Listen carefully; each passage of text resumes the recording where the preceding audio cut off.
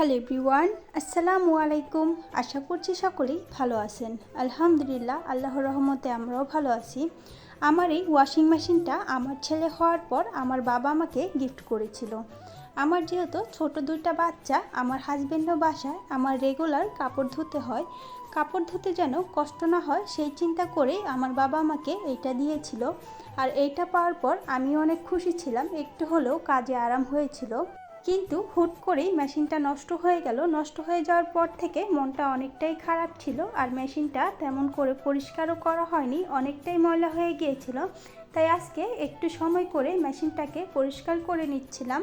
কয়েকদিনের মধ্যেই মেশিনটাকে আমি ঠিক করাবো। ঠিক করানোর আগে ভালোভাবে পরিষ্কার করে নিলাম। এখানে আমি স্প্রে করেছিলাম। স্প্রে করার পর ছোট্ট একটা টুকরা কাপড় দিয়ে ভালোভাবে ঘষে মেশিনটাকে পরিষ্কার করে নিলাম।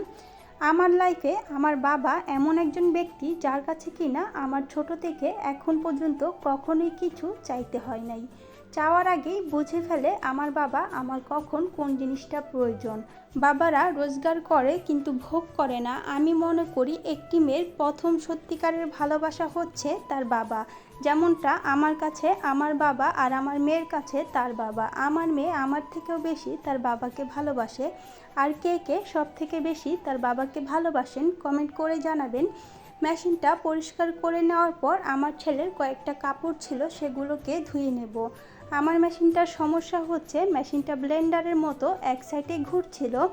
তারপরও নষ্ট মেশিনটায় আজকে কয়েকটা কাপড় ধুয়ে নিলাম। মেশিনটা যেহেতু কয়েকদিন ধরে চালানো হয় না, ময়লা পানি বের হচ্ছিল, পানিগুলোকে ফেলে তারপর ভালো পানি আসার পর এখানে সাবান দিয়ে কাপড়গুলোকে ধুয়ে নেব। আজকের ভিডিওটা ছিল এই পর্যন্তই। আশা করছি ভিডিওটা আপনাদের কাছে ভালো লেগেছে। ভিডিওটি ভালো লেগে থাকলে একটি লাইক দিয়ে দিবেন। চ্যানেলে নতুন হলে চ্যানেলটিকে সাবস্ক্রাইব করে দিবেন।